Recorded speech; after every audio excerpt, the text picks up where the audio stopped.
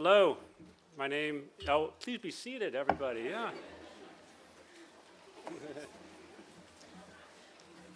Well, welcome.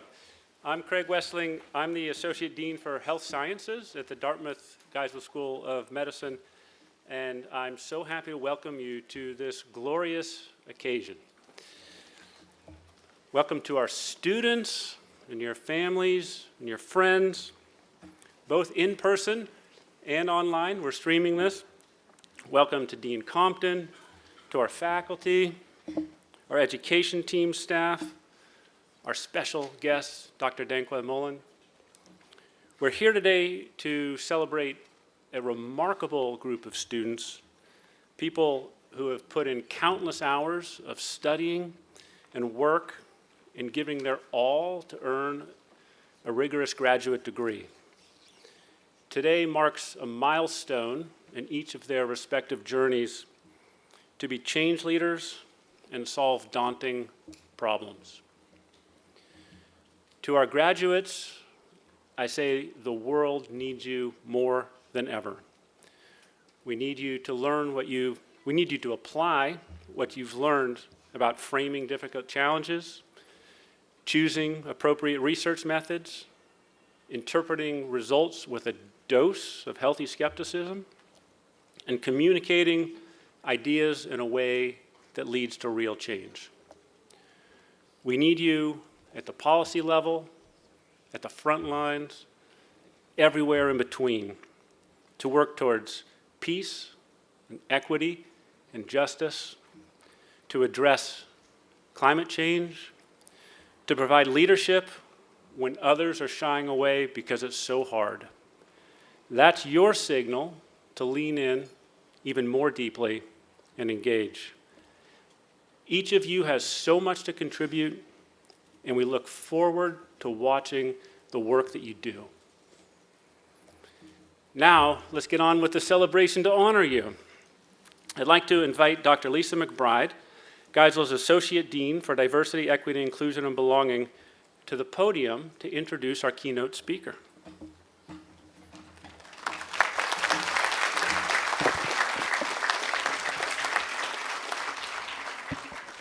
Thank you for putting that down for the short people. I appreciate that. And I'd like to also welcome our class of 24 on your great accomplishment, and welcome to the family as well. So thank you so much. I am both humbled and honored to introduce our class speaker. Dr. Irene Dankwa Mullen is a physician, a thought leader, and a scientist with diverse local, regional, and national leadership experience working in primary care, public health, and health equity. Currently, she is the Chief Health Officer at Marty Health, a health equity startup company that promotes comprehensive quality care and case management coordination, targeting, most importantly, our underserved communities and those that are socially disadvantaged. She is also an adjunct professor at the George Washington University Millen Institute School of Public Health. She is also formerly the Chief Health Officer at the IBM Watson Health. Formerly, even at IBM, she was a Deputy Chief Health Officer and the Lead Scientific Officer for Data and Evidence. Her work is renowned. I applaud her for her work with IBM. She was nationally recognized and appointed to the Academy of Distinguished Leaders to work collaboratively with other industry leaders on the creation and cutting edge of technology innovation. So our class speaker was ahead of the curve working on artificial intelligence. Dr. Mullen has maintained a keen passion for patient-centered care, for promoting equitable health outcomes, and identifying opportunities to create more inclusive, culturally competent environments in the clinical setting. She completed her undergraduate studies in biochemistry and chemistry at Barnard College in the great New York City. She received her Master's of Public Health degree from the Yale School of Public Health, and her MD right here at the Dartmouth Geisel School in 1997, so welcome home. And then she completed her residency training, internal medicine, at the Johns Hopkins Bayview Medical Center in Baltimore, Maryland. She enjoys mentoring students like the ones in front of us. She is a gardener and also enjoys cooking. And most importantly, I enjoyed earlier this year having an opportunity to award her the Samuel Ford McGill Award at our recent I Am the Dream Dr. Martin Luther King Award ceremony. So I would ask that you join me in welcoming our class speaker, Dr. Irene Duncan.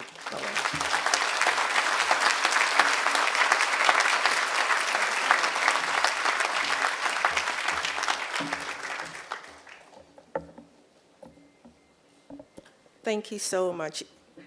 Dean Compton, Dean Westlin, Dean Brown, Dean Kimiente. You here? Okay. Thank you, Dr. Lisa McBride. Distinguished faculty, guests, and the class of 2024.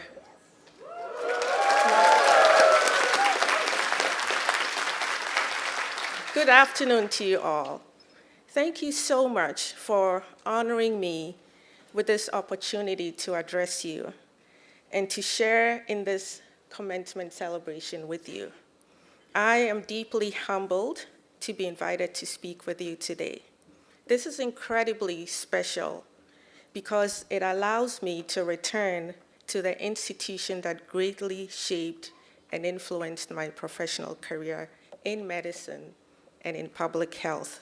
So I'm forever grateful to the Dartmouth community, and so thank you so much. So class of 2024, this is a happy occasion. This is a defining moment for you to celebrate the enormity of your achievements, surrounded by your loved ones, faculty, and fellow classmates. The presence of your loved ones here and around you is a reminder of their support and their love and encouragement that has shaped you, your journey, and to this point. So not only has your goals for your master's degree at this prestigious institution come true for you, but you've also made their dreams come true. So I would also like to say a huge congratulations to all the proud mothers, the proud fathers, proud spouses, all the siblings, the children,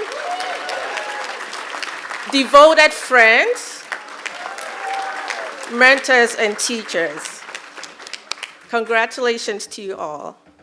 So as you step forward into new beginnings, I would like to speak about 3 pillars that I believe should guide you as you continue your professional journey. And the first is embracing a social mission. To embrace a social mission or a social responsibility means actively advocating for and implementing equitable healthcare policies and practices that address disparities to ensure that every individual, regardless of their backgrounds, live to their full potential and access the care they need.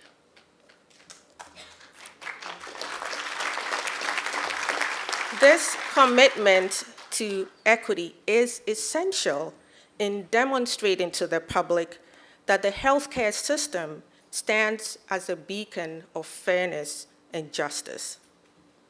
See, I am the product of a social mission. I am who I am today because of my ancestors, my tribe of people who believed in supporting and advocating for education as well as health. And they believed in both as a social mission. So I stand on the shoulders of my ancestors, without whom I would not be here today. I'm also the product of institutions that promoted civil rights, promoted justice, fairness, equity, diversity of thought, and inclusion. My success or my career accomplishments were not solely mine. My journey was not self-made. Rather, it was shaped by the sacrifices and contribution of people in my life. And in particular, I'd like to acknowledge my mother, who is here with us today. Thank you, Mom, for all your sacrifices.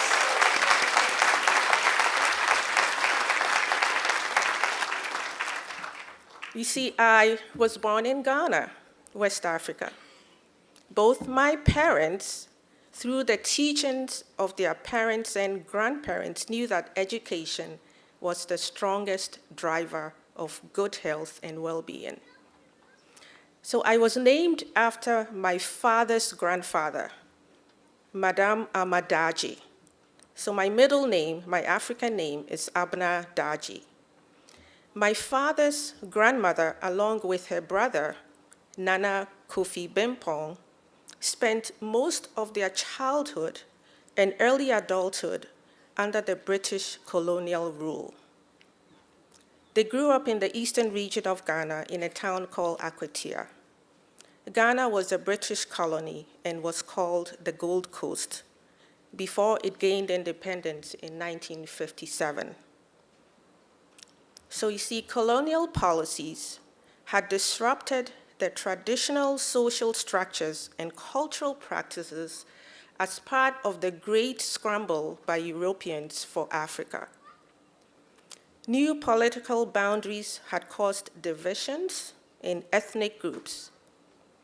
And so while schools were established to provide education, a good education was often limited and geared towards producing a small class of Africans who could assist in the administration of the colony. So healthcare services were limited, public health was inadequate, and resources were unevenly distributed. The focus in healthcare was on the health needs of the British settlers rather than the Black African population. So the Africans saw very little improvement in their economic conditions, contrary to what they were made to believe. They were often subjected to poor and harsh working conditions. Most of the labor were in the mines or on plantations or on large infrastructure construction projects. So Madame Amadaji, my father's grandmother, convinced her brother, Nana Kofi Bimpong, to prioritize education and healthcare as a social mission for the region. You see, as the newly elected young chief of the town of Akwatia, and therefore the custodian of the land, he was entitled to a certain percentage of resources. I'm talking about natural resources and mineral resources that were obtained from that area of his jurisdiction. It was within the law for him to demand what was legitimately due to the people of Akwatia in the eastern region of Ghana. The town of Akwatia was the site of a diamond mining industry, and diamonds had been discovered in the early 1920s. The diamond mining industry in the region was a significant part of Ghana's mineral wealth, and according to published resources, generated significant shares and profits for the British. So he negotiated with the British authorities that had taken control of the diamond mining industry for royalties to be paid to the chieftaincy. So he used the royalties, which was an estimated £5,000 at that time. So mind you, the diamond mining industry was generating multi-millions, but he used £5,000 as seed capital towards the building of the very first hospital facility in the region to care for Black Africans. But that was not enough. He also gave away his share of the family lands that he had inherited as the sites for the hospital. In turn, my great-grandmother also gave away her land to build an elementary school. It was a high school for children in the town. As enrollment of girls were very low in the region, she would set aside part of our home in our land to establish a school specifically for girls. So in addition to empowering girls, she wanted to see all girls become strong and fearless and conscious of their dignity, because educating girls had been identified as one of the best ways to reverse poverty and prevent disease in sub-Saharan Africa. I learned about how my grandfather became the first and only Black African to be hired to work as a clerk at that diamond mining industry. All the other Black Africans were working underground in the mines with less pay, harsh conditions, and oftentimes risking their health and safety. So St. Dominic's Hospital, that my great-grandmother and great-granduncle helped to build, provided the needed health care for Black Africans in the region. It's now a 357-bed hospital, providing primary care and specialty services across the eastern region and in neighboring towns in the area. The girls' school that was built on my family land is now the St. Rose's Senior Secondary School, producing women leaders in Ghana. So there's an African proverb that says, if you educate a woman, you educate a nation.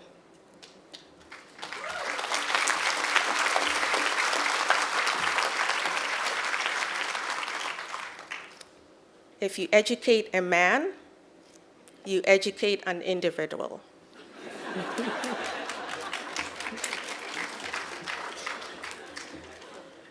So I also ended up attending the all-girls high school in Ghana, continuing the path that my great-grandmother had set. I came to the United States with a rigorous, excellent academic foundation from that school, and was able to study biochemistry at Barnard College, which we all know is a distinguished leader in higher education for women. So I tell you my story to share how the resilience, the determination, and the social responsibility of my ancestors have shaped who I am today. So remember, you are here today not only because of your hard work and determination, but also because of the sacrifices and contribution of your ancestors, your grandparents, your parents, your mentors, and teachers. So celebrate them. They paved the way for you, instilling values, traditions, and resilience that have shaped who you are today. Acknowledge their struggles, their triumphs, for they are the foundation on which you build your future. But most importantly, celebrate your heritage and let it guide you. Your story is part of a larger tapestry of history and identity, and it holds the power to inspire and create change. So as you move forward, carry with you the wisdom and strength of those who came before you. Honor their legacy by striving for greatness and making a difference in the world. Your education has equipped you to elevate neglected voices, to shift paradigms, and to think globally. Your education is not merely a pathway to opportunity, it's a powerful catalyst for profound societal transformation. At its core, education serves as the foundation for any social mission. It offers the tools, the knowledge, the critical thinking skills that's essential to tackle today's complex social challenges.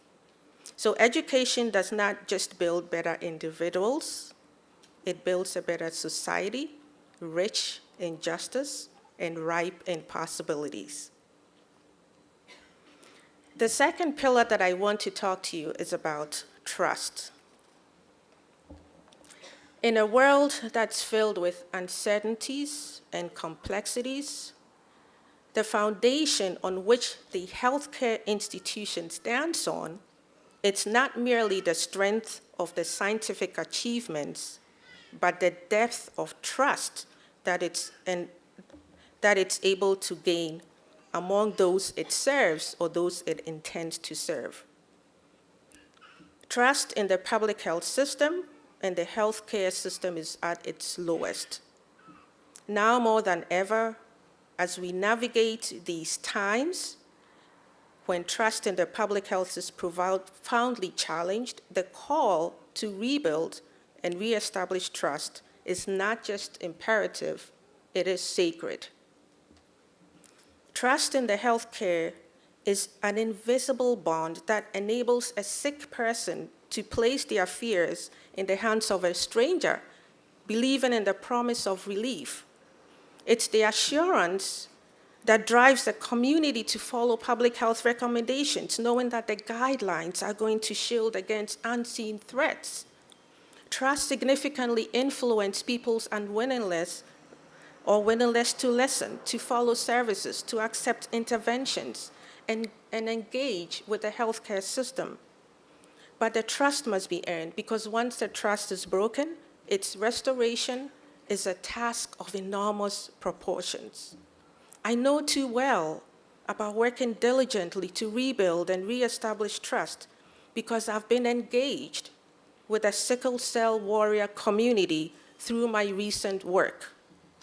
You know, sickle cell disease is a lifelong battle, not only against physical pain, but also against systemic challenges that have historically undermined the trust of those patients living with the condition in this healthcare system.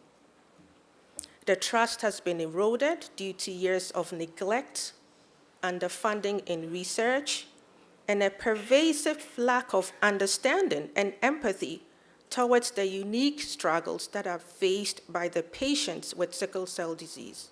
I have family members who are sickle cell warriors. I know patients who have died prematurely from sickle cell disease.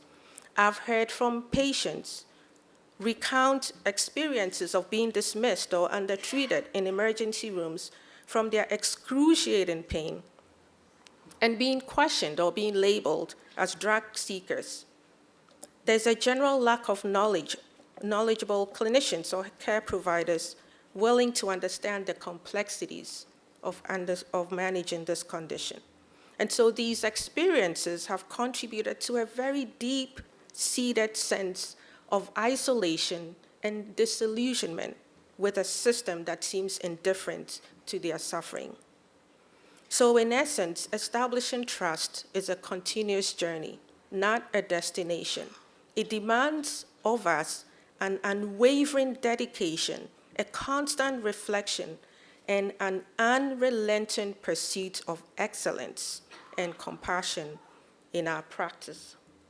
For in building trust, we not merely mend the fabric of our healthcare, but we weave a new tapestry of community resilience and collective health that can stand the test of any crisis. So be transparent, be honest, be compassionate, be accountable to your patients, to your communities that you're going to serve, to your institutions, because these are the cornerstones on which trust is built. As healthcare professionals and clinicians and public health servants, your promise to each individual that you touch, that you influence, should not be merely just to treat them, but to listen to them, to understand their stories, and to validate their concerns. So together, let us restore the noble realm of healthcare, restore the faith, and reaffirm our sacred vow to heal, to care, and to protect. Let trust be our legacy that we build and the heritage that we leave for the generations that follow in our healing footsteps. The third advice is about centering community in your work. We know health is not created in the corridors of hospitals or institutions or health centers, but in the richness of our communities. It's in the air we breathe, It's in the parks where our children play. It's in our workplaces. So health is implicated in all the policies that govern our communities, our schools, our cities. So your challenge is to plant the seed of health in all these places. Strive to be leaders who do not just work in communities, but truly work with them. Communities are the agents of change. Learn their needs, understand their challenges, and tailor your interventions to bring about real, sustainable change within these communities. So before I end, I'd like to speak on the emergence of artificial intelligence in health. Today, you're stepping into a world that's constantly evolving. You are stepping into a world where AI and machine learning technologies are rapidly transforming the landscape of healthcare and public health. The transformation can be a good one or a dangerous one, and it all depends on how we all, you included, defines the course. These AI tools offer unprecedented opportunities to improve patient care, to create innovation solutions to complex health problems. However, with great power comes great responsibility. Because health data is foundational to artificial intelligence in health, you all need to be part of setting the standards and be ahead in this effort. It's not those who are developing the algorithms, it's you all, because you'll be generating that data. You need to be part of a forward-looking framework, one that demands an agenda for better data, an agenda for better science, better evidence, and responsible use of AI, and one that looks to develop guardrails for privacy protection from all forms of biases and discrimination. Remember, the data, the science, the evidence that you capture for your AI tools, and any kind of research or innovation or policies that you develop today will be the foundation for the science and practices and policies for the next generation. Because the data and the science and the policies and innovation that were discovered a decade ago or two is the foundation on which we're building our AI tools today. And we all know how biased that is. So as you leverage these technologies, it is crucial to think about ethics, transparency, and prioritize the needs of patients and communities. Embrace a perspective that integrates technology with the core values of health and public health. That is equity, that's justice, and compassion. So as you leave here today, remember that your action has the power to transform lives. Never, ever underestimate the difference one person or a small group of people can make in the lives of many. So do what you believe in. You should paint large strokes, dream big dreams. The path you've chosen in the health professions is not an easy one, but it's rewarding as well as it's challenging. And remember that the work you do is not just a career, it's a calling. It's a calling to serve, to advocate, and to lead. So embrace this call with passion and determination. Remember, you are in this generation for this time and for this purpose. And there'll never be another you. So I encourage you to go out there in boldness, knowing that you don't have to be like anyone else. Congratulations, class of 2024, on your achievements. I am excited to see the heights you will reach and the trails you will blaze. May your journey be filled with purpose, proud, and profound impact. Thank you.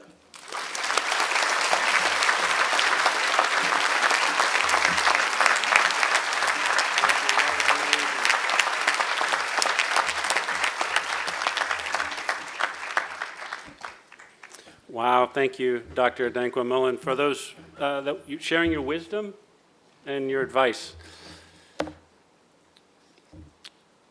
It's now my pleasure to introduce the two student speakers.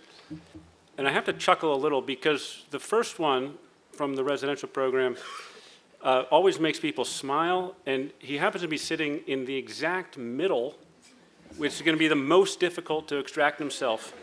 All right. So I'm going to introduce our student speakers, both of whom were selected by a vote of their peers to represent their respective cohorts. I'd like to first introduce our residential MPH-MS program student speaker, Max Portnoy.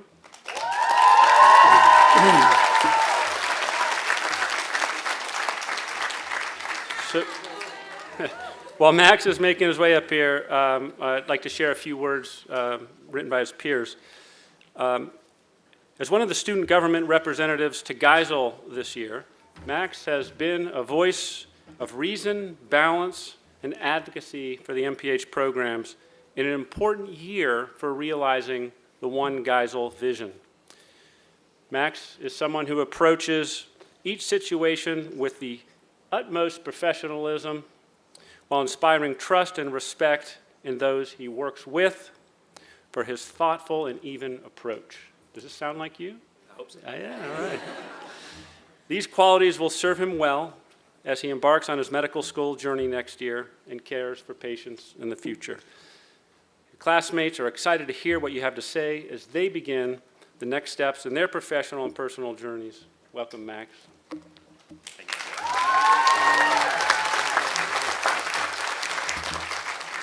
Thank you very much, Dr. Westling. Hello, graduates, faculty, friends, and family. I'm honored to be selected by my classmates to give this commencement address. 11 months ago, we all gathered in Vail 710, not knowing what to expect of this program. I certainly didn't. While we all learned about leadership, negotiation, health inequities, and of course, that pesky divisive smog, we embarked on our journeys as public health professionals. We all had some idea for wanting to come here for this master's degree. For some, it's to fix the inequities in maternal health care.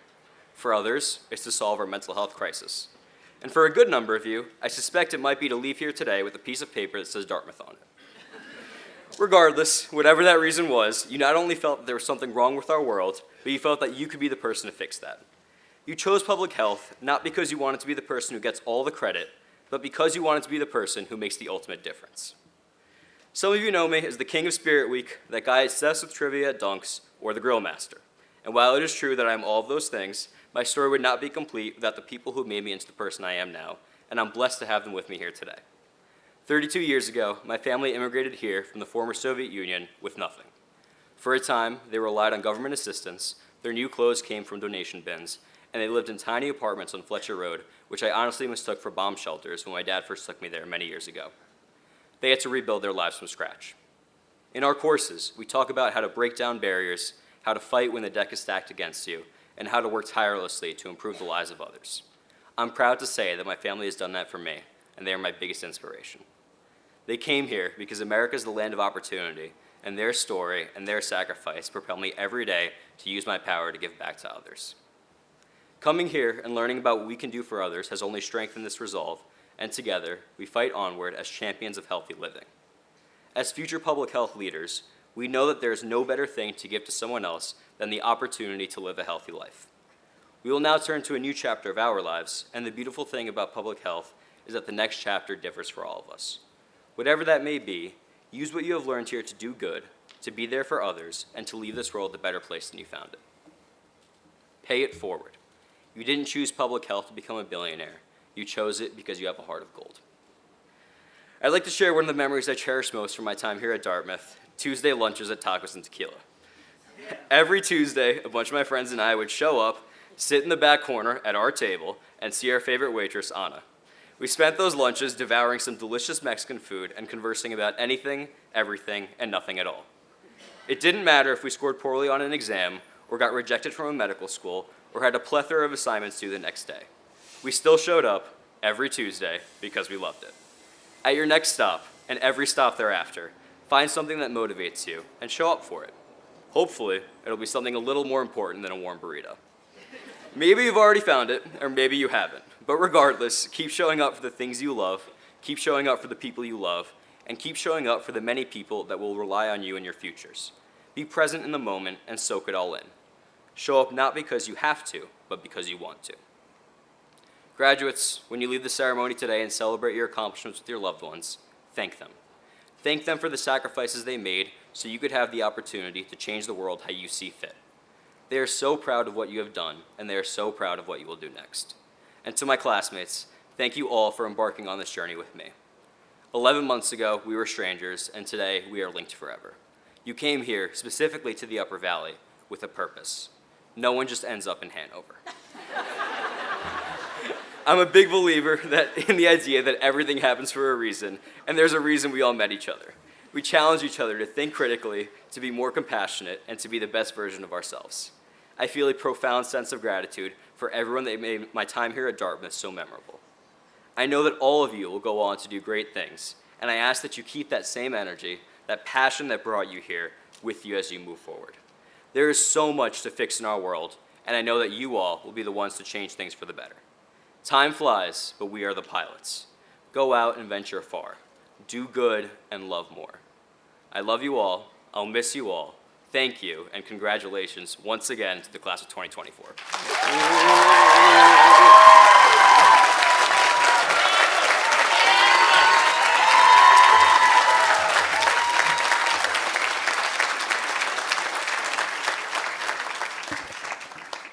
Thank you, Max.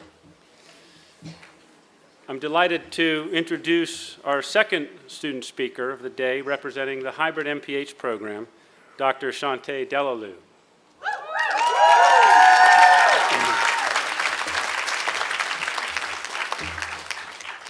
I got to say a few nice words about you.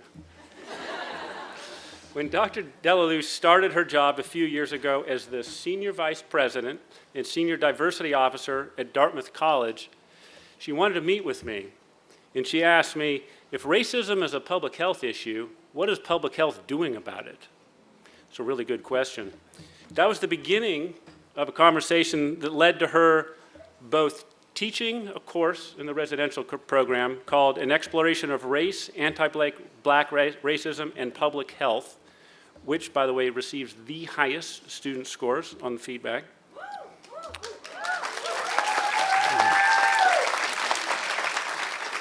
And then also joining the hybrid MPH cohort to get an MPH herself.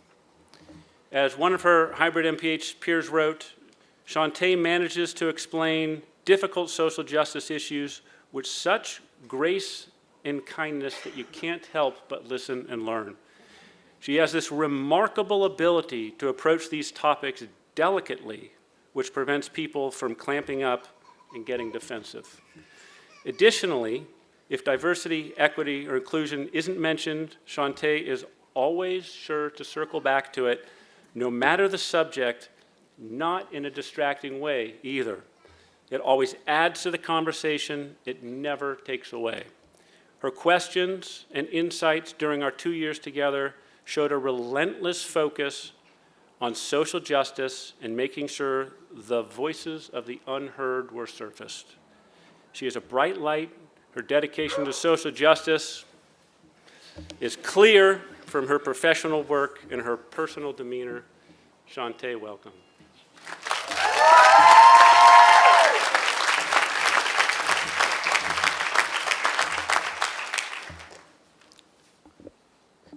First and foremost, to the platform, party, my colleagues, and in some respects, my professors, and the faculty, the families, and all of the graduates.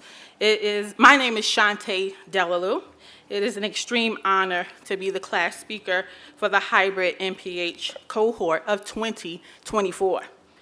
Before I go into my formal remarks, I would like to give a land acknowledgement and a bit of history about Dartmouth, the school we can now all proudly call our alma mater. Dartmouth is situated upon the ancestral and unceded lands of the Abenaki people. This acknowledgement reminds us of the significance of place, the continued existence of indigenous people, and Dartmouth's commitment to building a respectful relationship with those who call these lands home today. A bit of history. Samson Occam helped to found Dartmouth. He was a member of the Mohegan tribe in Connecticut and was led to believe the money he raised in England to start the school would be used to educate Native youth. In the first 200 years of the college, we only graduated 20 Native students.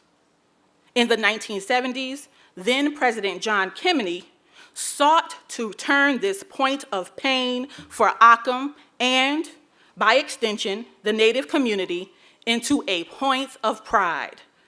That recommitment led to more than 1,200 Native American students having graduated in the past 50 years, and that number continues to grow. Also under Kennedy's tenure, the college became co-educational, admitting the first class of women who were not transfer students in 1972. I share this history because it helps to situate our future. Earning an Ivy League degree, a Dartmouth degree, is a privilege that many of us would not have had the opportunity to participate in had it not been for the vision and fortitude of people who chose to be on the right side of history. With public health degrees, we have the opportunity to change lives and communities and contribute in our own way to being on the right side of history. So as I thought about this opportunity to be up here, I'm following in the footsteps of billionaires who give commencement speeches, right? And they either give all the graduates $1,000 or they pay off everyone's school loans. And while I am very blessed to be a senior vice president, I'm only able to give to the hybrid class, so when I get more money and you all invite me back and give me an honorary degree, hopefully I could do more. But my daughter is gonna pass out an envelope to all of my classmates in the hybrid cohort. I am gifting the hybrid cohort with a special gift. Now, don't spend it all at once, but use it as a reminder of the special 2 years we spent together. So you can go ahead and open your envelope once you get it. The excitement, the buildup. Are there loans paid off? It's a $2 bill to remember our 2 years together.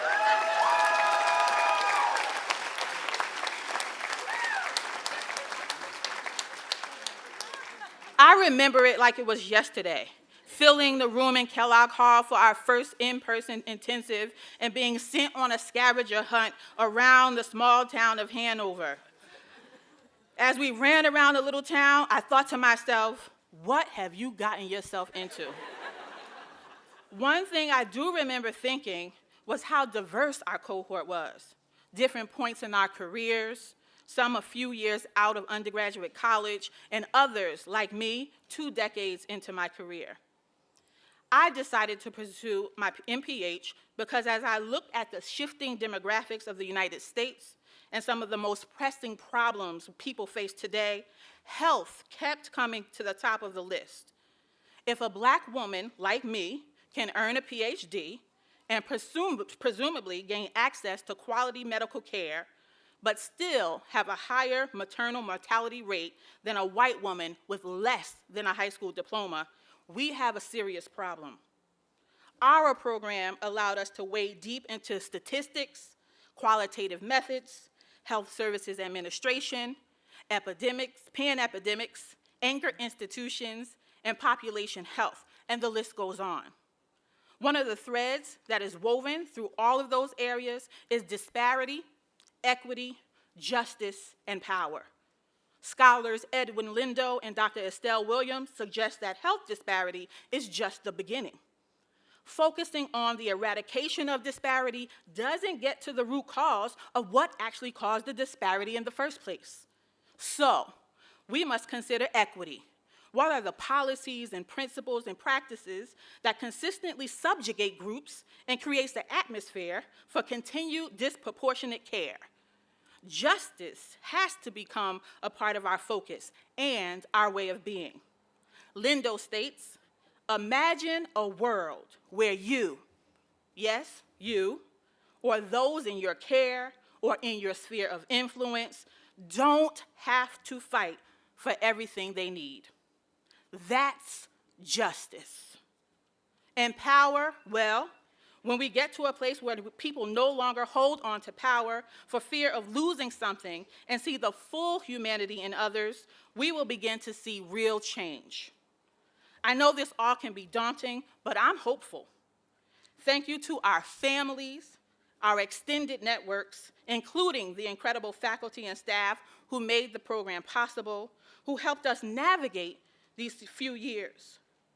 It was a lot of work mixed with a healthy dose of sacrifice, but it was worth it.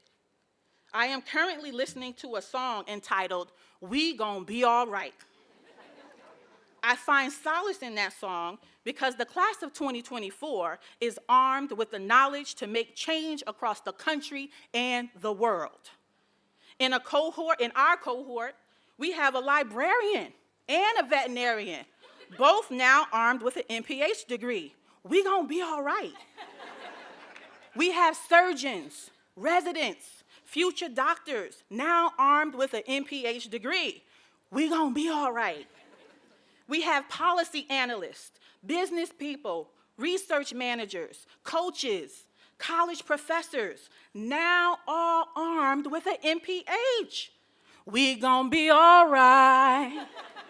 We have seasoned parents and new parents. Shout out to all of my cohort mates that had children born during our time in the program, and they still submitted their Tuesday homework.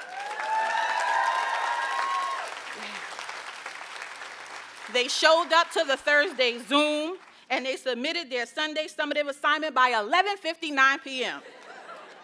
Even if it was late a few times, we all made it to the finish line and are now armed with our MPH degrees. Dr. McBride, we gonna be all right. In closing, I would like to leave with 3 points. 1, as evidenced by the diverse professional fields our cohort represents, public health has no bounds. 2, one of the most powerful things we can do is heal our communities. 3, with all the knowledge the class of 2024 entered and exited the program with, we are in good hands. The health of the world will be all right. Thank you.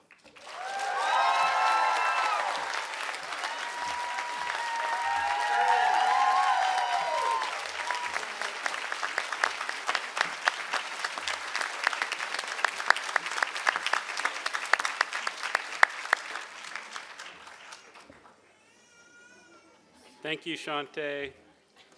Thank you, Max. We're honored to have both of you represent your respective cohorts today. I know you both will continue to be eloquent spokespeople. Holy cow, like, is that an understatement or what? Powerful, powerful messengers for a long time to come. Thank you. All right, we're now going to transition to the awards section of our ceremony. We have several student and faculty awards to give away this afternoon. And depending on the awards, the recipients were either selected by their peers or by faculty and staff. So I'd like to invite Roland Lamb, Director of the Residential Programs, and Megan Reed, Director of the Hybrid Programs, to announce the Henry Masters Award recipients.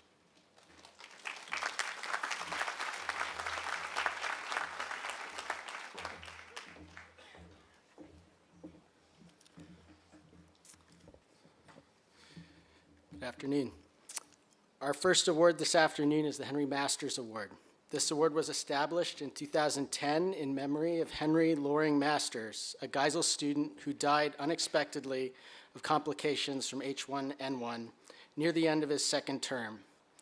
To honor his spirit and passion, Henry was a bright light, full of intelligence and compassion, who cared deeply about others. He was a humble leader with a passion for improving health and healthcare and making a lasting difference, especially for underserved populations. Each graduating class selects one of its members to receive the award, recognizing the student who most exemplifies the qualities and goals that Henry embodied. For Henry's parents, Jeff and Lucy Masters, who are with us online, and for those who have known Henry, this day of celebration is also a day of remembrance. Jeff and Lucy offered thoughts to share. It's hard to imagine a better lesson on the critical importance of public health and the public health policy than the last few years have taught. Your expertise is critical at every level, local to international. Henry had a remarkable capacity to synthesize complexity for good, bolstered by this fine program, and he knew how to speak truth to power. He had a big, booming voice and didn't need a microphone. As long as you don't allow your voices to be drowned out by those who don't deserve the mic, Henry's work continues. Each program has one award winner. The on-campus programs recipient of this year's Henry Masters Award, as selected by their classmates, is Catherine Giordano.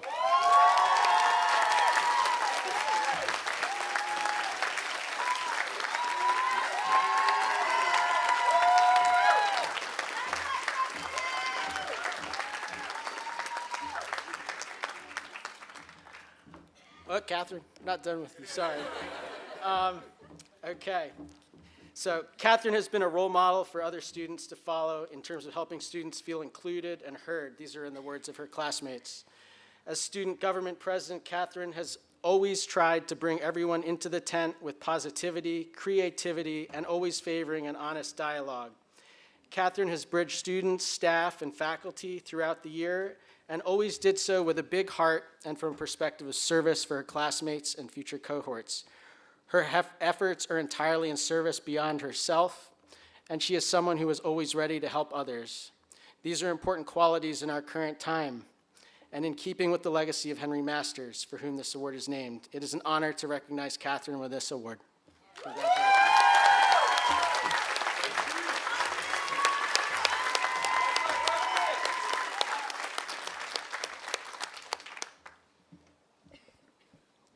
It is my honor to present the hybrid program's recipient of this year's Henry Masters Award to Amy Bianco.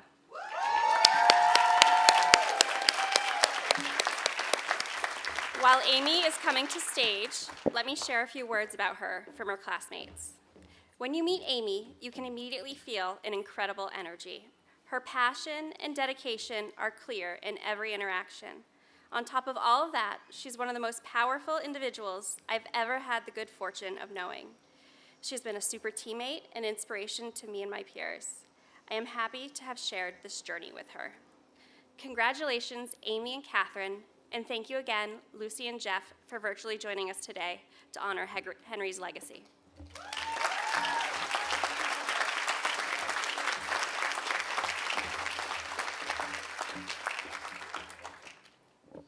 We would now like to announce the Leadership Awards. The Karen Ashley Leadership Award is given to the student who best exemplifies the following attributes: creates innovative solutions to public health challenges, leads impactful change, inspires others to promote and maintain a positive learning community. The recipient of this award is selected by faculty and staff who have worked closely with students over the course of their time at Geisel. For the hybrid program, the 2024 Karen Ashley Leadership Award goes to Jay Cambisi.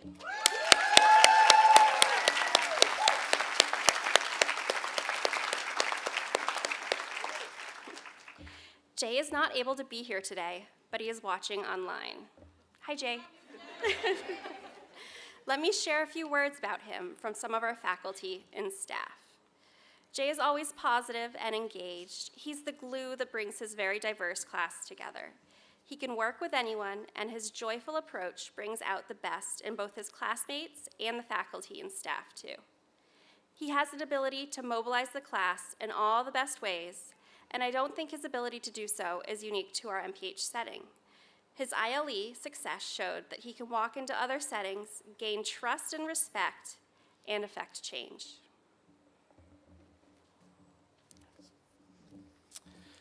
I'm honored to present the Karen Ashley Leadership Award for the on-campus programs to Manasvini Ranganathan.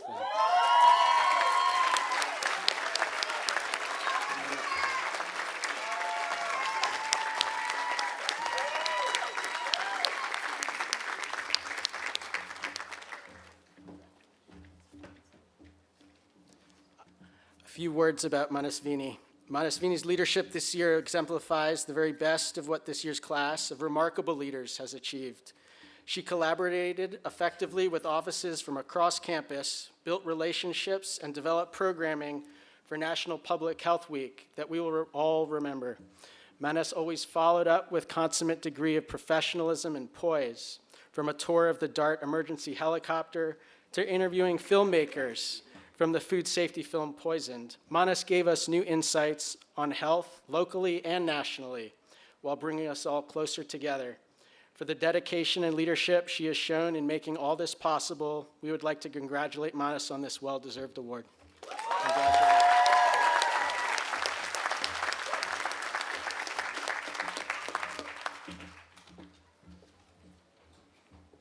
Congratulations. Congratulations, Manasvini and Jay. We're so grateful to both of you for your contributions to the community.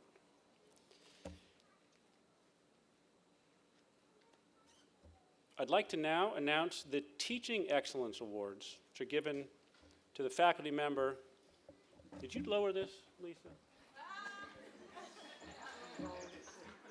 Given to the faculty member in each program who consistently communicates a thorough knowledge of and enthusiasm of the subject, presents that knowledge coherently and connects it with other allied fields or subjects, inspires students to learn and want to make a difference in the public health field, challenges students and increases their capacity for independent thought, transforms, enhances, or innovates teaching methodology and practice, creates an inclusive, welcoming learning environment, encourages collaboration and collegiality. That's a pretty tall order. The teaching awards reflect the votes of students in each respective cohort. The residential MPH-MS program's recipient of this year's Teaching Excellence Awards as selected by the graduating class is Dr. Daniel Lucy.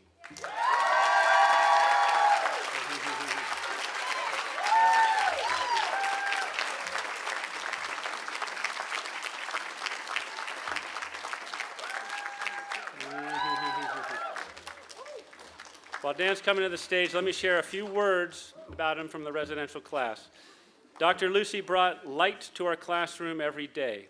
He's an amazingly selfless and open-minded individual who never hesitated to spend time with us or to discuss his career and our passion. His respect for his own moral compass is inspiring. In class, he incorporated student suggestions to relate course material to current events. Out of class, he prioritizes students and helps them with projects and is always open to conversation, even about tough topics. Dr. Lucy is a role model. We are grateful to have met him. His presence and enthusiasm for global health brought us to class daily with a smile. Congratulations.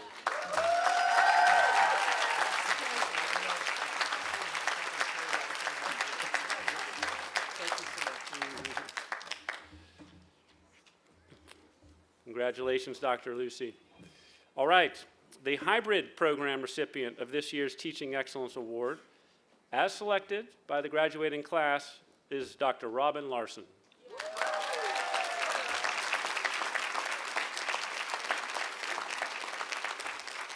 Dr. Larson can't be here today because she's attending her stepdaughter's wedding in California, but she's watching online.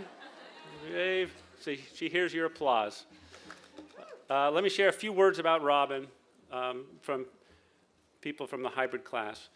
Dr. Larson encouraged critical thinking while providing a dynamic lecture environment, an amazing catchphrase.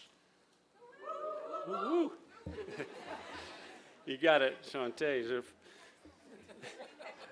And the tools to support continued professional development from a solid foundation of healthy skepticism. She is one of the most talented and passionate and knowledgeable professors I've ever had.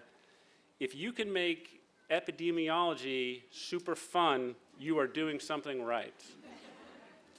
So congratulations, Robin and Dan.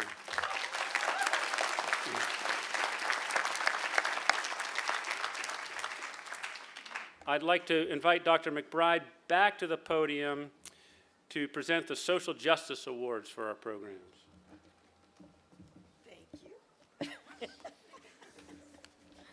Thank you for that, Lauren. Today we're also going to recognize students who are improving public health or health care by actively engaging in social justice issues to promote equity, peace, and justice.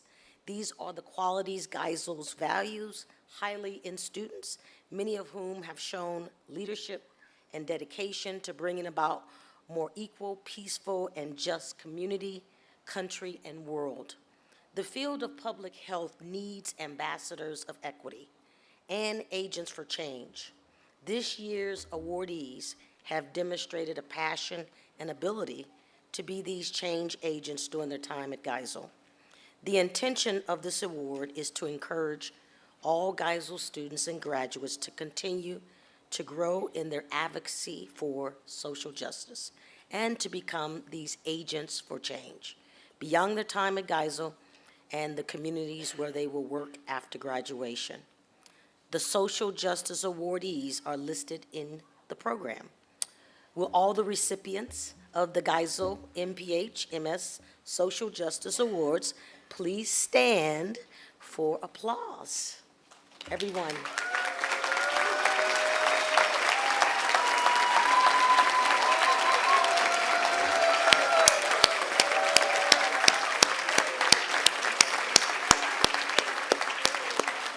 And as the words of Shirley Chisholm say, thank you, your service is the rent you pay for to exist on this earth. So thank you, Social Justice Award winners, for your service to your country, to your family, and to Geisel.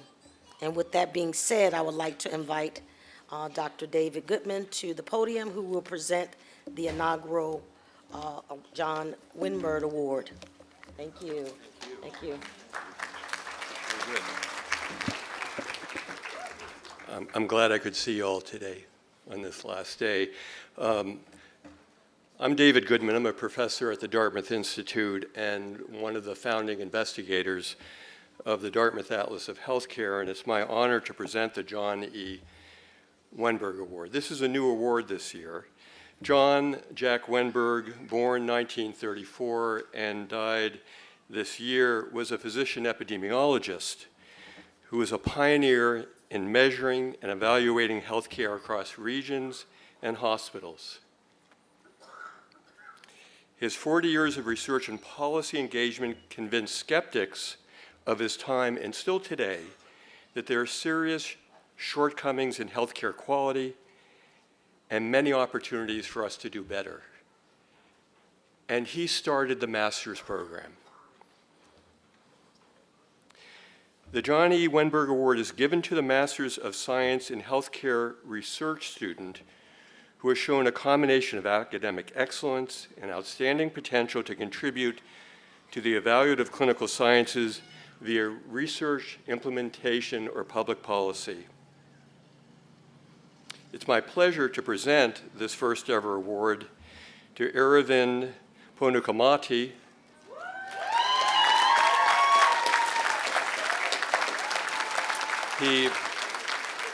He is not here, he's not able to be here in person today. Let me share a few words about his research. Aravind, who's a vascular surgery resident, asked a question about patients with diabetes and peripheral vascular disease who require what is termed, euphemistically, a minor amputation below the ankle to preserve ambulation and function.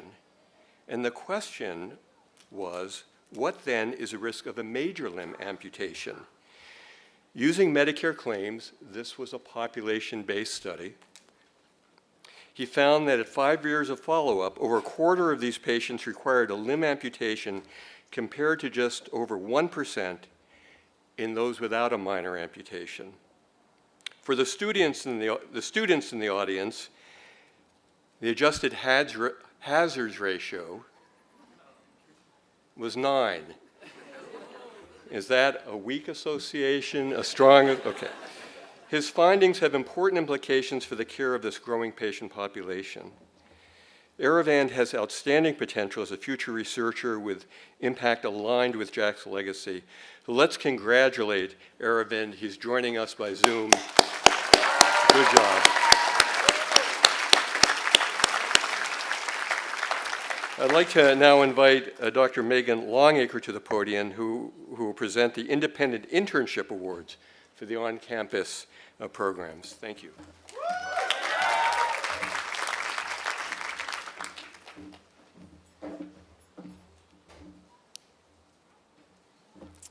Thank you, David, and good afternoon, everyone. On behalf of my co-director, Laura Ward, who unfortunately couldn't be here today, I would like to express our congratulations and gratitude to each of our student interns who have demonstrated their commitment to public health through their work across local, regional, national, and international sites this spring. I'd also like to thank the many host sites and preceptors who provided mentoring and guidance to our interns. The purpose of the internship elective is to translate and apply knowledge and skills students learn throughout the MPH program to a real-world public health or clinical practice setting. The range of projects every year is very wide. This year, for example, students completed internships focused on facilitating care transitions for adults exiting the New Hampshire state prison system and understanding best practices for healthcare providers in providing care to small and sick newborns and their families in Ghana. This year's class as a whole accomplished incredible work, and our decision today was not easy. However, we'd like to acknowledge 4 students for excellence during their internships. And when I read your name, please stand at your seat while we recognize your outstanding achievements, and you will receive your award with your diploma. So in alphabetical order, our first award of internship excellence goes to Jasmine Denny.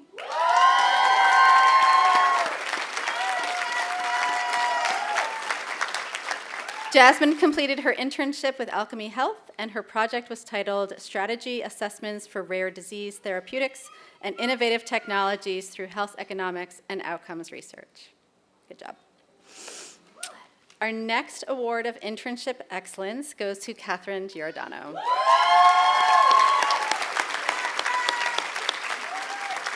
Catherine completed her internship with the Hopscotch research team at Dartmouth, and her project was titled Comparative Community Engagement Studios, a Quality Improvement Initiative to Enhance a Cognitive Self-Management Program for People with Epilepsy. Our next award of internship excellence goes to Max Portnoy.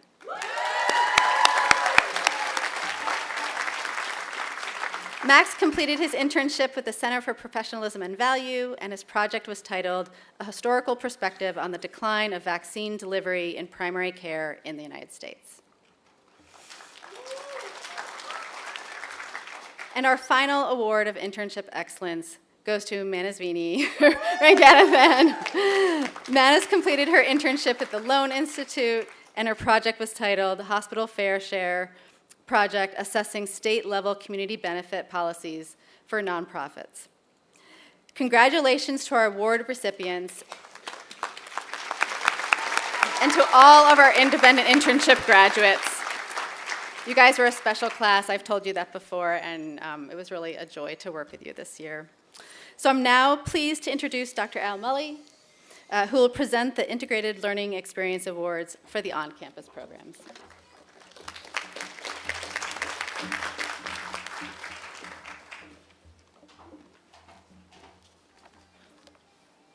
Thank you, Megan. I'm Al Mully, one of 2 course directors of the Independent Integrated Learning Experience, known to students by its acronym, the ILE. We are joined today by my co-director, Margaret Mully, as well as by Lynn Foster Johnson, Katie Hylas Saunders, Dr. Trinidad Tellez, Kim Williams, and Wally Akinola. The on-campus ILE provides MPH and MS students with the opportunity to work with an 8-member faculty team, as well as their classmates, to synthesize their learning over the course of the academic year. This synthesis takes place as they develop a research paper or proposal or a policy paper in an area that is of personal as well as professional interest to them, because they believe their projects can lead to meaningful, positive change in public health and personal well-being in a community or across the globe. Students chose diverse topics at the intersection of public health, clinical medicine, and policy. This diversity makes each student's IEL experience unique. They conduct a thorough literature review to determine what is known and identify key gaps that need to be filled to make a positive difference in people's lives. The program faculty brings decades of experience to help students become experts in a compelling area of interest while iteratively applying newly learned skills that they will use throughout their careers. We are proud of what they have achieved individually and collectively. On behalf of the teaching team, we're delighted to announce this year's award recipients for outstanding achievement in their scholarship, collegiality, and peer support. Please stand when your name is read and you will receive your award with your diploma. In alphabetical order, this year's IEL Awards of Excellence go to Catherine Giordano,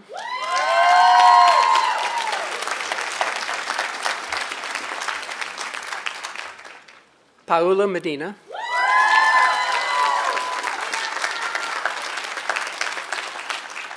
Aravind Panukamadi, Alondra Ramos,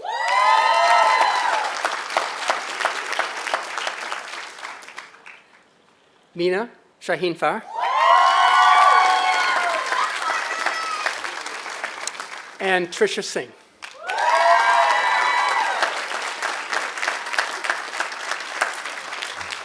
Congratulations to Catherine, Paula, Aravind, Alondra, Meena, and Tricia.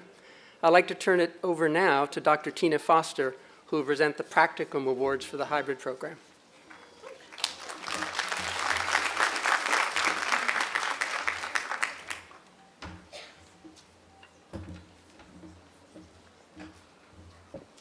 Thanks, Al. I'm Tina Foster, one of the course directors for the hybrid MPH Practicum, and along with my colleague Megan Longacre, we have the pleasure of leading the Practicum series of courses in the hybrid MPH program, which extends across the entire 2 years. The Practicum represents 2 longitudinal intensive experiences that our students engage with during their entire time in this program. First, students complete an applied practice experience project with a public health or healthcare organization. This is essentially their public health internship. They also complete a culminating scholarly and mentored written product called the Integrative Learning Experience, or ILE. For some students, these projects are linked, whereas other students may complete 2 distinct projects. The Practicum Award recognizes excellence across both of these program components, and it is never an easy decision. I wish we could have an unlimited number of awards to give, but we don't. On behalf of the entire MPH Practicum teaching team, including our IEL faculty advisors, we're delighted to announce this year's 6 Practicum Award recipients for outstanding achievement in the applied practice of public health. When your name is read, please stand at your seat while we recognize your achievements, and you will receive your award when you pick up your diploma. So in alphabetical order, our first award of excellence goes to Victoria Garcia. Her project was titled Advancing Health Equity in Digital Health Adoption, Developing an Artificial Intelligence Course for Clinical and Public Health Programs. Our next award of excellence goes to Peter Guan. His project was titled Office Ergonomic Program in Preventing Musculoskeletal Disorders. Our next award goes to Ina Podgonaria with her project titled A Framework to Improve Provider Digital Health Literacy Around Health Equity Data. Our next award of excellence is for Sarah Rodriguez.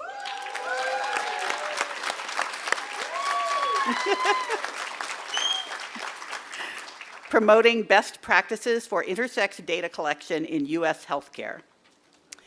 Our next award is for Ari Shindo, whose project Her project was titled Enhancing Care for Lactation After a Second Trimester Abortion or Fetal Loss, a Qualitative Study. And our final award of excellence goes to Marissa Singer Rosenberg.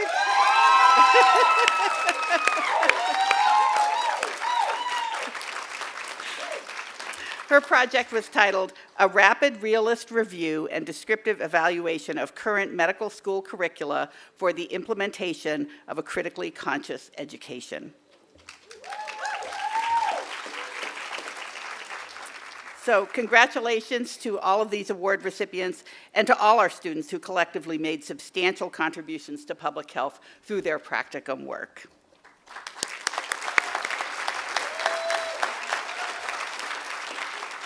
I'd like to now invite Dr. Sonia Kimienti to announce the inductees to the Delta Omega Honor Society.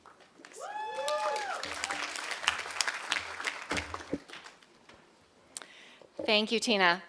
I'm honored to introduce the 2024 Delta Omega inductees. Delta Omega is the honorary society for graduate studies in public health. Today, we induct graduating students from the class of 2024 who are dedicated to quality in the field of public health and who have committed to protect and advance the health of all people. Election to the society is based on outstanding performance, including scholarship, research, community service, and devotion to public health work. I'm honored to invite the 14 inductees from this year's classes to stand for applause. Please stand for recognition, and you will receive your award with your diploma.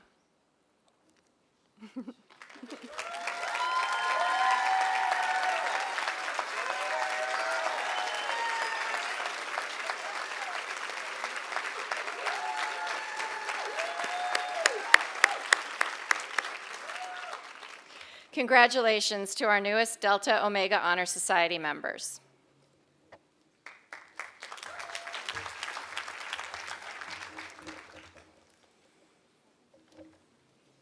All right, thank you, Sonia, and congratulations to all of our honorees today.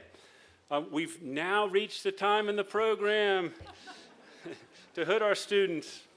So I invite the class of 2024 to please rise, the hybrid class, sorry, to please rise and begin your journey to the stage.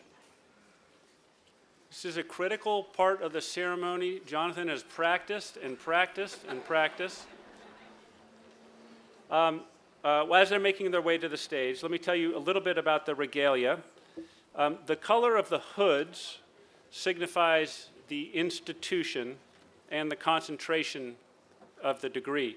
So for all of our hoods, the satin lining represents our institution as Dartmouth green. For the Master of Public Health, the velvet trim is salmon. And for the Master of Science, the velvet trim is gold. We will read each graduating student's name and ask each student to come forward to be hooded. We have a photographer taking their photo, so I ask the audience to please stay seated while we hood the students.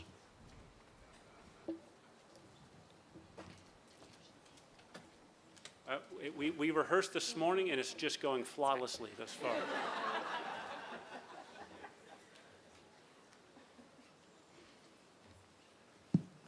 For the degree Master of Public Health, Jonathan Digny Weatherly.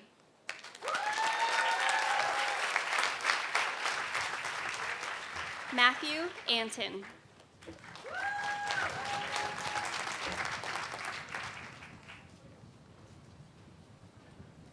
Jasia Ballinger.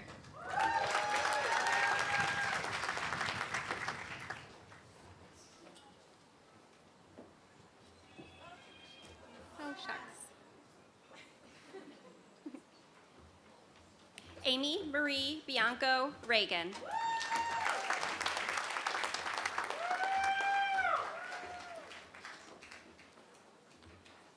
Catherine Beauregard.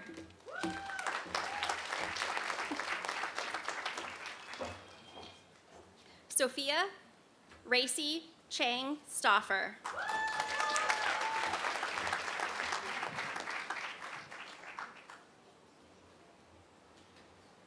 Shante Delalue.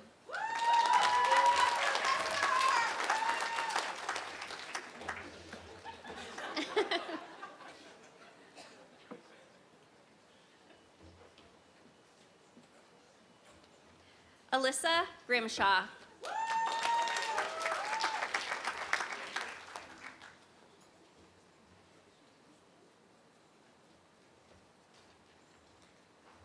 Peter Guan.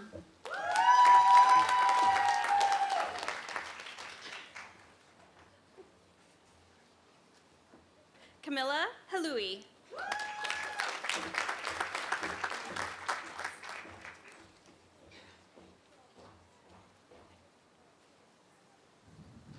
Aaron Jenkins.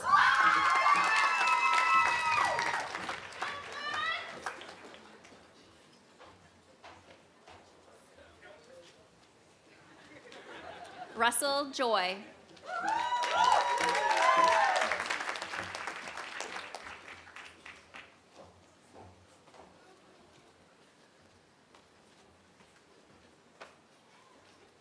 Hyun Kang.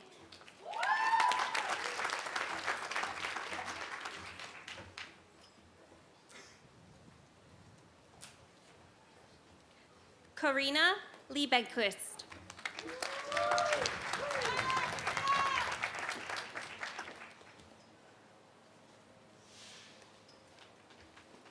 Adrian Aurelia Lodis.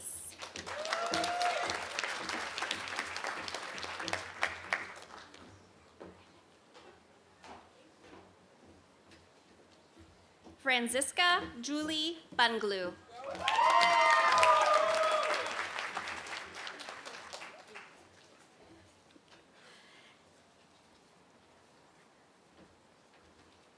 Emily Misek.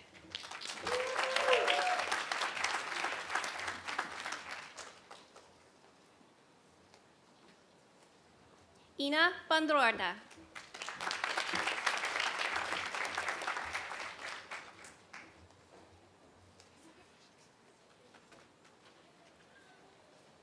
Nicole Rapfogel.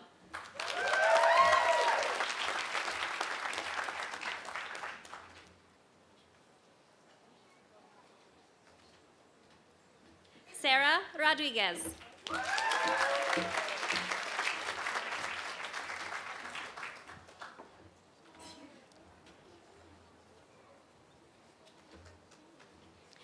Francesca Salerno.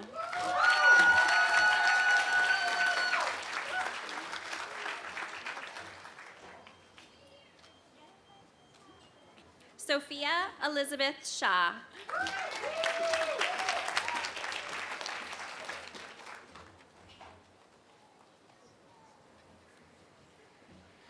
Iri Shindo.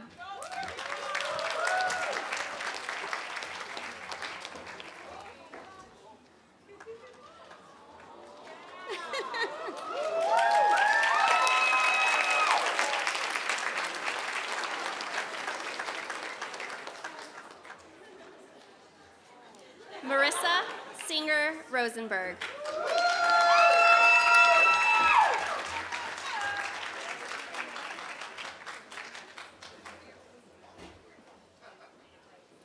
Catherine Smith.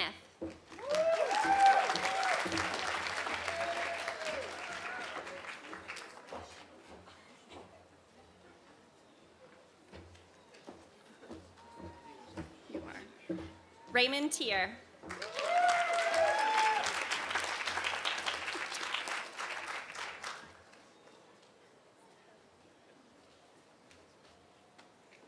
Emily Trieber.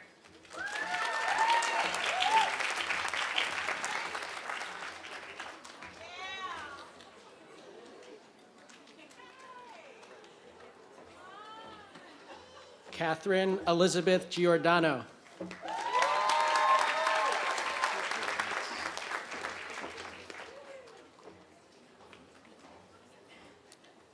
Lauren Elizabeth Baltras.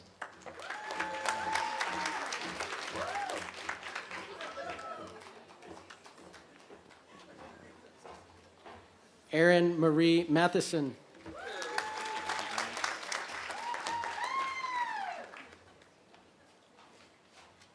Kevin Andrew Matuszewski.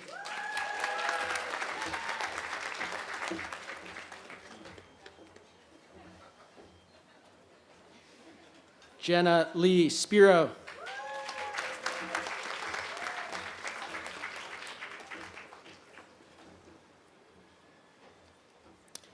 Rosmina Bazegi.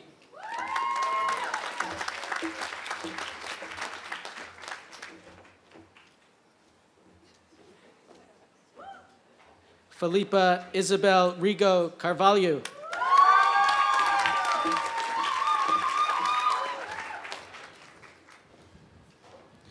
Zachary D. Christensen.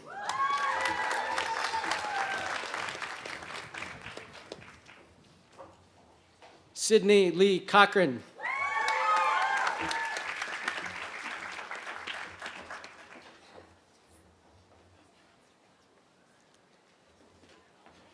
Jasmine Liscombe Denny.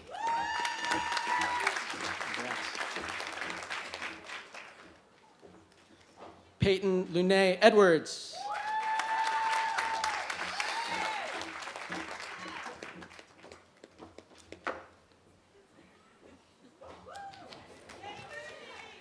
Ella Nicole Harper Shield.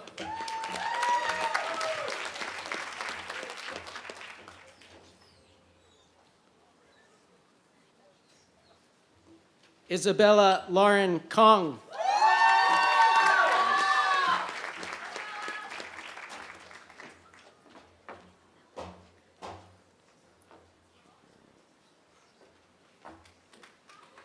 Nawal Ismail McClay.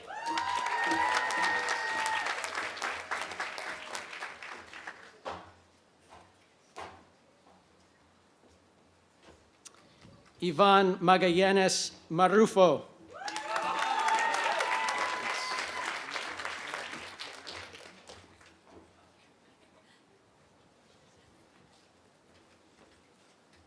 May Wen Maxwell.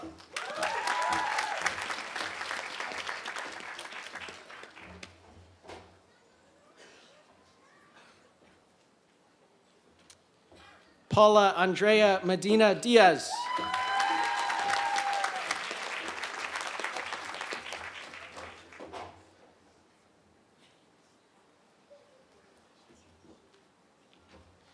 Yakut Mezgueldi.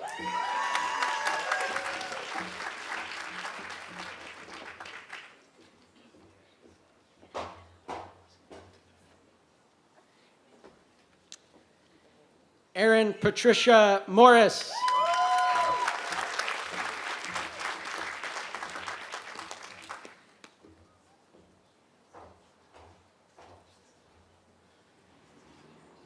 Anush Raghavanandan Magahanili.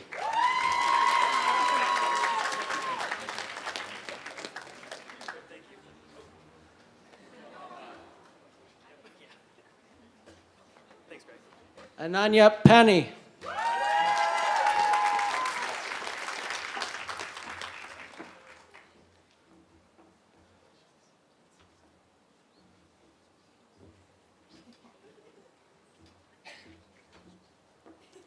Max Portnoy.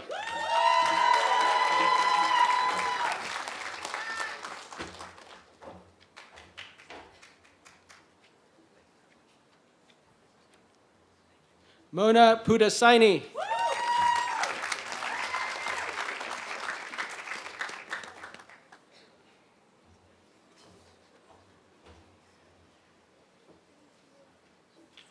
Tajrian Raman.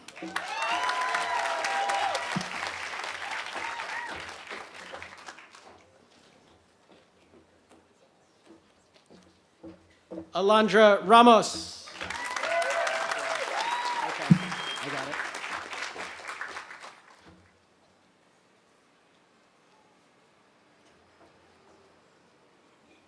Manasvini Ranganathan.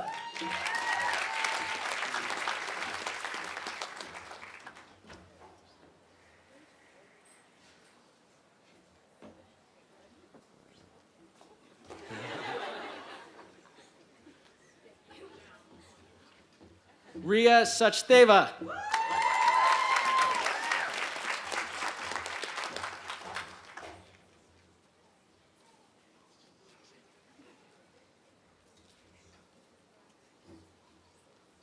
Abhishek Saxena.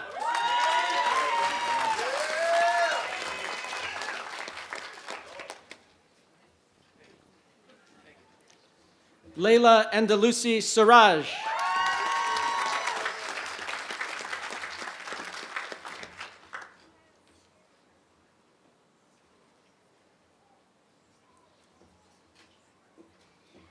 Mina Shahinfar.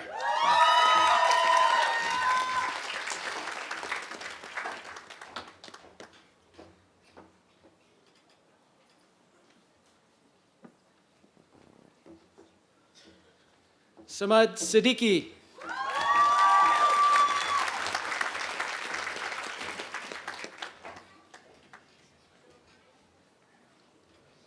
Trisha Singh.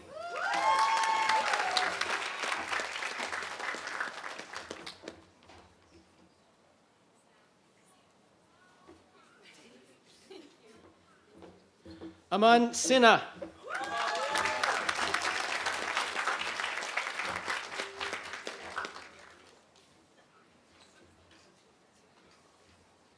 Katie Spouty.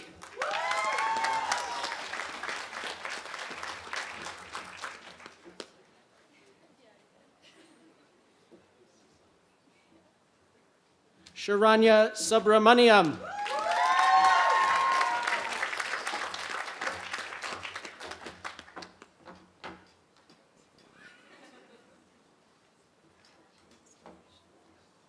Noel A. Tufts.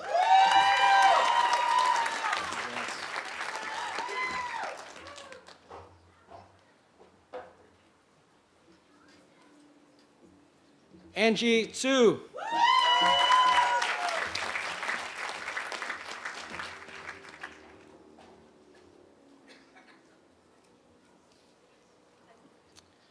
For the degree Masters of Science in Healthcare Research, Anthony J. Corso.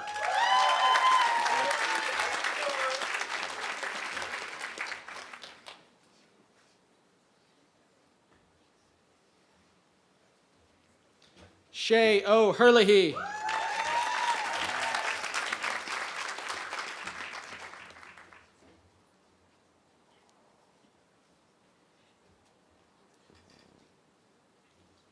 Kareem G. Mina.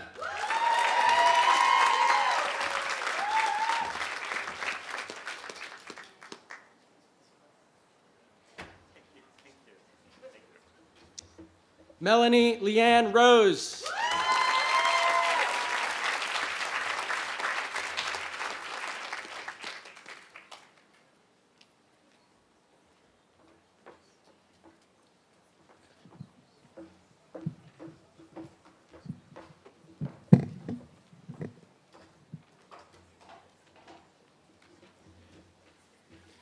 Congratulations to all of our graduates.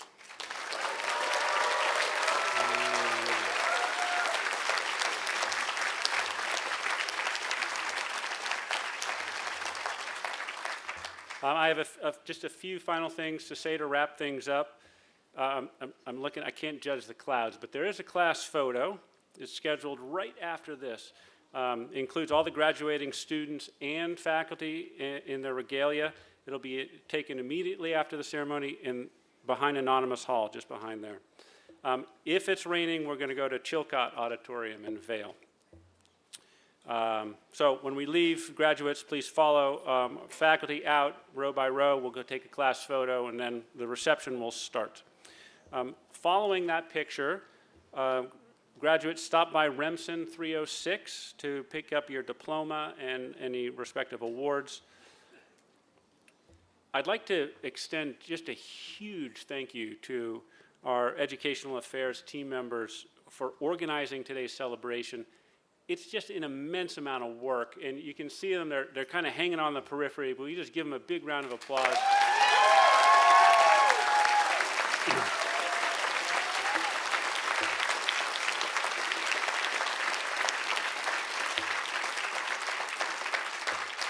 And you may not notice Tina in the back, she's blending in orange. She's the primary coordinator. Also want to thank conferencing and events and the maintenance crew and the media production teams for doing their thing, working their magic. Today wouldn't be possible without just a huge collective effort from people that you don't really see. And that's perfect because it all worked the way we rehearsed it, right? Yeah. Thank you to our faculty for your commitment to teaching and supporting our students on their journey to become leaders in health and healthcare. Thank you to our staff who do an incredible job supporting our education programs. Thank you to the family and friends who supported students during their time.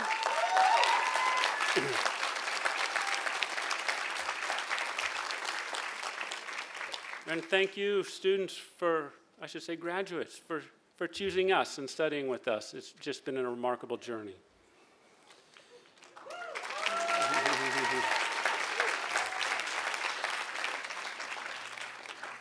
I'd like to leave you with some words from Maya Angelou, who said, "Success is liking yourself, liking what you do, and liking how you do it." As you step out into the world, I'm no longer quoting Maya Angelou now. As you step out into the world beyond these walls, in pursuit of your dreams, in pursuit of excellence, always remember the importance of self-love, passion for your endeavors, and integrity in your actions. Let these guiding principles illuminate your path as you embark on the journey ahead and shine brightly. Now I offer you my sincerest congratulations to all our graduates. You're official Dartmouth alums. You can flip those tassels.